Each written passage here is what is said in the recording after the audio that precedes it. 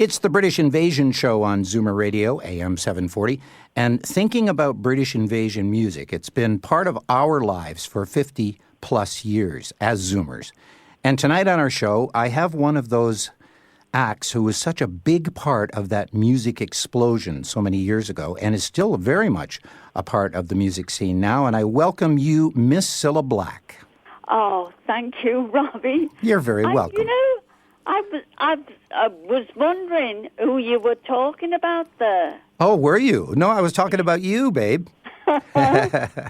Very nice to be here. Well, we have special good news for our listeners because Vision TV, our sister television station, will be airing the Cilla docudrama starting this Wednesday, June the 17th. I'm very excited about that. Me too, and I was kind of lucky. I saw some preview clips from that production, and I love it. The music in it, your story is, and the young lady who played you in the docudrama. I know, Sheridan. Unbelievable. Smith is absolutely unbelievable, as you say. Yeah, now when you look at her playing you, did you see yourself in that young lady? Very much so. So she really... it was very emotional for me, you know. Yes, because there are certain parts of your history that would be emotional, and when you see them played back for the public to see, it's kind of almost like looking inside Cilla Black. I know. Yeah. It was very difficult for me to edit the script, and I did edit the script. I took it away to, I'm going to brag now, Go ahead. to Barbados. I took the whole script away, and I phoned Jeff Pope, who actually did an incredible job in writing it. And I nitpicked. Did you?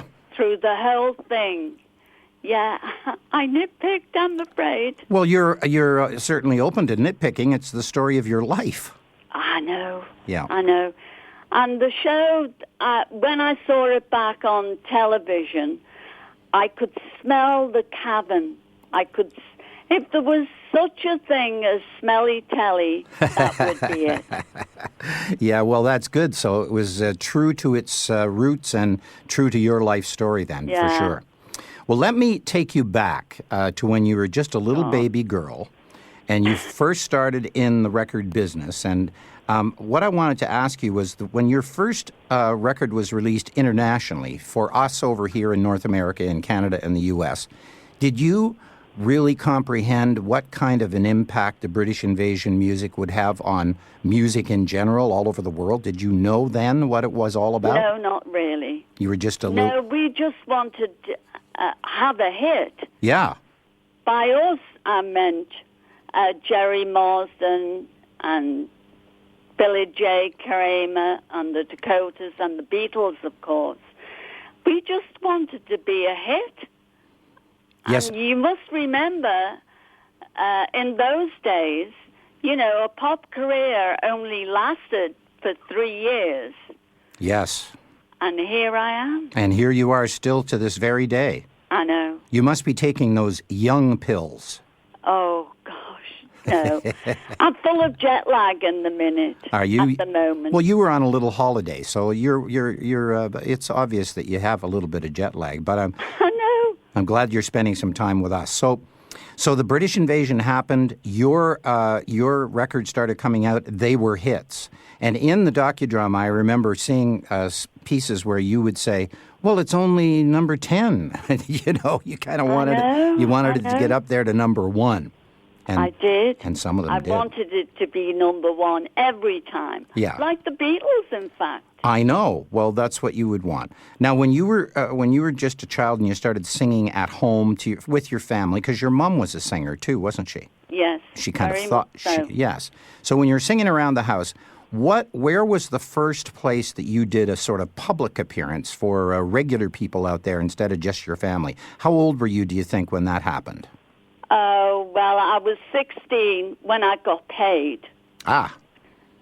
Everything I did, I got paid. Good for you. For at 16. And I was at the Zodiac Club with the big three who were meant to be and were the biggest group in Britain at the time, in Liverpool Right. at the time. So this is before the Beatles and all of those. Oh, yes. Yeah. Well, They were going, but they weren't as big as the Big Three. The Big Three. In Liverpool. Yeah. I was at the favorite group at the band, as the band in Liverpool at the time. Well, that was certainly in the early days. And, I read something that was kind of interesting. There were many versions of the hit record, your hit record, Anyone Who Had a Heart. Many versions. Yes. But you found out, that it was the biggest selling single of any female artist in the UK during the 1960s. Now, when did you find this out? Did it take a number of years for that Just now. Just now? You've told me just now. You didn't know? I'm 72 years of age, and on all that time, I didn't know. Well, it was. Know. When you think about all of the female artists that came out of the UK during the British invasion and all of the hits, I won't even mention some of their names like Petula, but I won't mention her name. But when you think about all the hits, yours was the biggest selling single of any female artist in the 1960s. Anyone who had a heart. Never. Yeah, so now you can ask for more money. I can die happy now. Don't die yet. We need you. Touring. Do you still do some touring? Oh, please. I don't even sing in the shower these days. Never mind touring. Well, I bet you could, though. The last time I did a concert, it was with Sir Cliff Richard, and I nearly cost him $10,000 in overtime. Why, you wouldn't stop? They couldn't get me off. In fact, he did say, he kissed me upstage, and then he whispered in my ear, Cilla, get off. I love that. He had to tell me to get off at the Royal Albert Hall in London. Well, that's a good sign. That means your passion is music, and you didn't want to leave that stage. I didn't. So now you've had huge success as a recording artist. Later in your life, you were hugely popular on British television. You had several specials that were your specials, and then, of course, you hosted other shows on the BBC, and they were kind of like game shows, that type of thing? Well, I did Blind Date. It was called Perfect Match in America. Yeah. I don't know what it was called over there in Canada. Well, we had the dating game, which was kind of pretty close to that, I think. Yeah. Yeah. So that was fun. And then... that ran for 18 years. And I had another show called Surprise, Surprise that ran for 20 years. My goodness. Yeah. And I suppose this television show that's going out next Wednesday, yep, it was the revival of my recording career, because Anyone Who Had a Heart charted again because of it. I'm not surprised.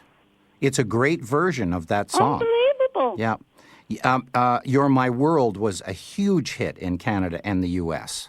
And I think, really? Yes, and I think you came and did the Ed Sullivan Show, and you were supposed to do that song because that was the big hit, but they wanted you to do something different. Oh, yes. Dancing in the street. Yeah. Now, and I followed a monkey act. Well, it could have been worse. They shortened the ring or something, and all the monkeys did terrible things to each other. And they went mental, and they said, get the Welsh singer on. Oh, great. I know. Following a monkey act. Well, that's what it was like on the Ed Sullivan Show. You never knew what you were going to follow. And I was only on there because of the Beatles, but I was happy about that. Well, tell me how to ride the coattails. So, when you say you were on there because of the Beatles, was it because I know the Beatles were big fans of yours, and did they suggest to Ed Sullivan's people that Cilla Black be a guest on? No, Brian Epstein did. Well, he was your manager. He said you can have the Beatles if you have Cilla, my Cilla. Oh, well, isn't that nice? Yeah, because at one time, that's all Brian had. Well, several of his other acts had left, and he had Cilla Black and the Beatles. But, I mean, if you're going to have two acts, those are the two acts to have. Well, I was going to give him my notice to Brian, and it was just at the time the Beatles were breaking up and they weren't doing it anymore. And I thought, it's all on the TV. Yes. It ends with that. Yes. I won't give it away. No, don't give it away, because our listeners will want to be watching this. I know the ending because I had a preview. Now, let me ask you something. Because, we're looking back over decades of success for you. When you were on that incredible ride during the 1960s and then into the 70s and 80s, did you have a chance to enjoy it, or really did you have to look back on your life to really understand how incredible that ride was? I didn't analyze it. I enjoyed the ride. At the time? I took advantage of it. Good. I really enjoyed it. Yeah, because a lot of people in the business will say, years down the road, they'll say, I really didn't realize what was happening and how great it was until later when I looked back. But good for you that you could enjoy it at the time and really, as you say, take advantage. I loved it. I was a show-off. Yeah, well, it kind of comes across that way in the docudrama, but I like that. Very aggressive. Yeah. And you knew what you wanted musically. Exactly. Yeah. I'd worked so hard for it during my childhood, and I didn't want to let go of it. And I was determined not to. Well, when it hit me, when I had success, I didn't want to lose it. Well, when this most recent docudrama was done that we'll be seeing on Vision TV coming up starting on Wednesday night, when ITV, which I believe was the company that approached you about this, when they did you immediately ask for artistic control, or did they just assume that that's what was going to happen? Well, normally they only do these things when you're dead. And they can do anything. That's true. And R. Robert, my son, was one of the producers on the show, so I was comfortable with that. And as I say, I edited the script. They gave me the script to edit, and I took it to Barbados, and I phoned home every single day. So you were there? Yeah, I was. Well, I think if you're going to have your life told for the entire world, it's probably a good idea to keep your eye on it. Well, I did, as far as I could. Yeah. I edited the script, and that was it. Yeah, well, once you've done that, you pretty much know what's going to happen. So it's. But R. Robert, I had great faith in R. Robert. Yes, of course. Being there, and he was there every step of the way.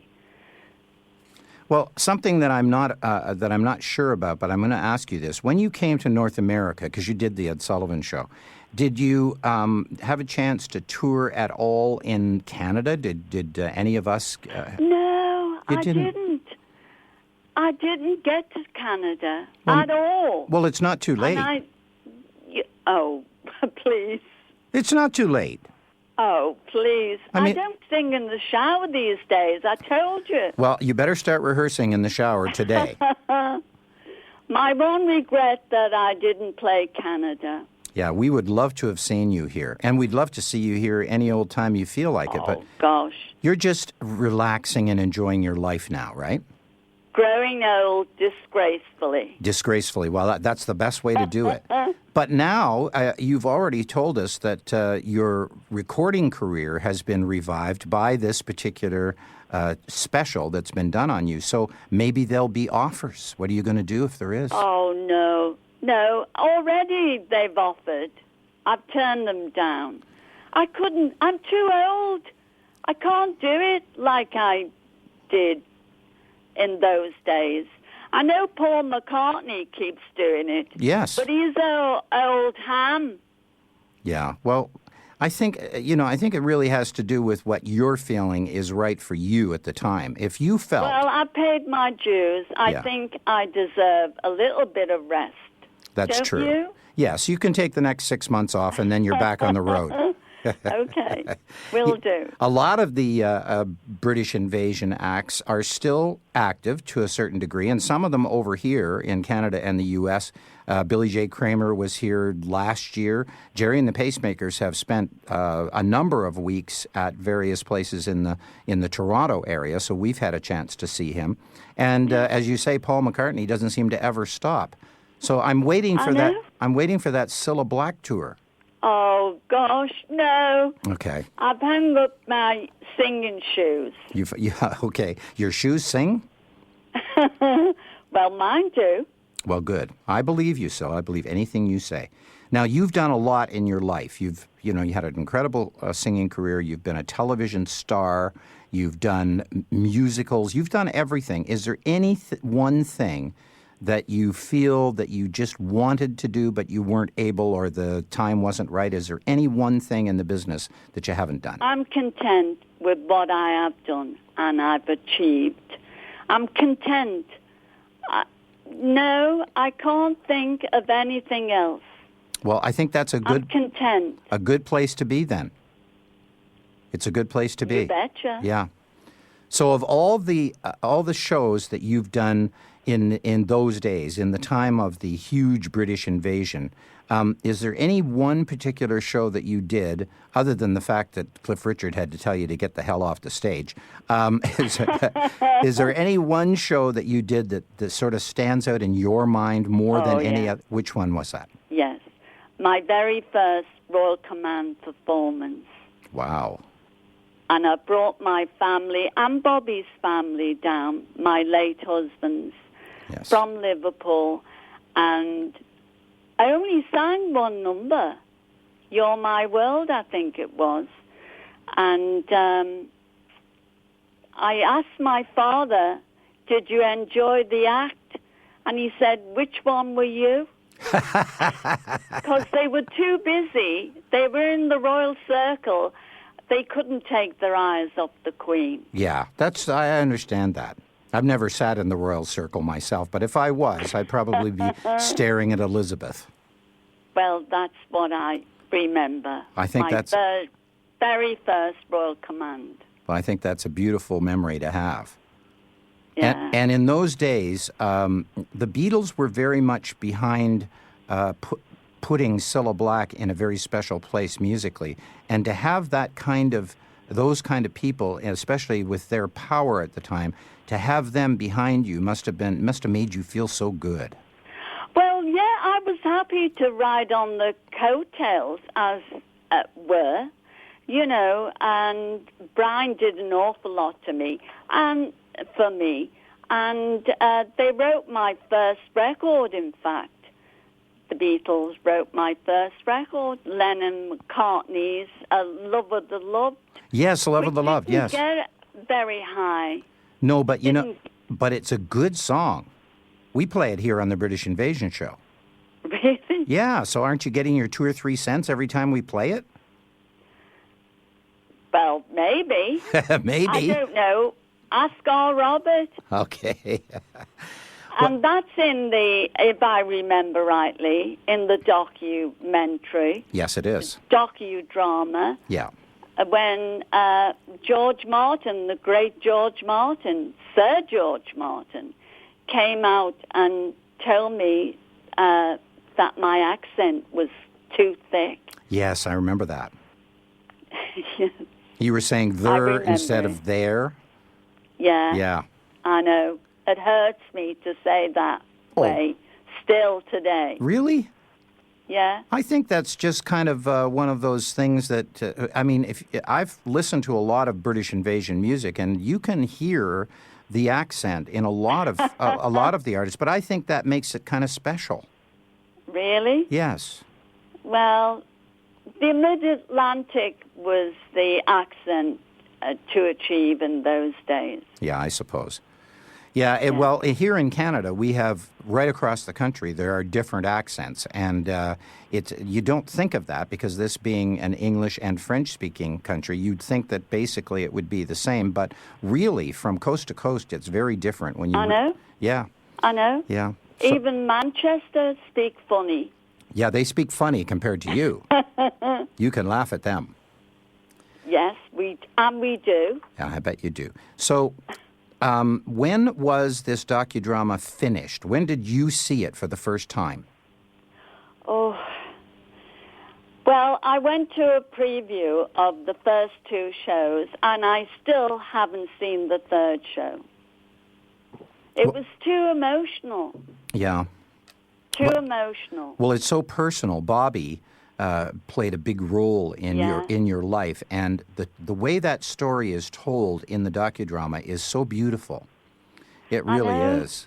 And it's a love story, basically. It is a love story, and he stood beside you even when he was kind of swept aside a little bit by more powerful I was the people. Cow. Yeah. Well, no, I don't mean you, but I mean just the business itself. I wanted to sing so badly. That's what it was. Yes. And I think Jeff Pope got it over, the message over really well, that I wanted it so badly to sing. You know, I think he got it over so well, and there has to be a few. And Bobby was it. Yeah. Fallen on the wayside. Yeah, and that's Bobby true. was it. Yeah, somebody has to fall by the wayside, I guess, along the way, and but it never ever changed his feeling for you. Though he was always your number one person. Neither for me, for him. Yes, I understand that. Yeah. Well, Cilla, I'll tell you something. It's been a real pleasure talking to you. We here in Canada are looking forward so much to seeing your docudrama, which starts airing this Wednesday on Vision TV right across the country, and for a number of weeks.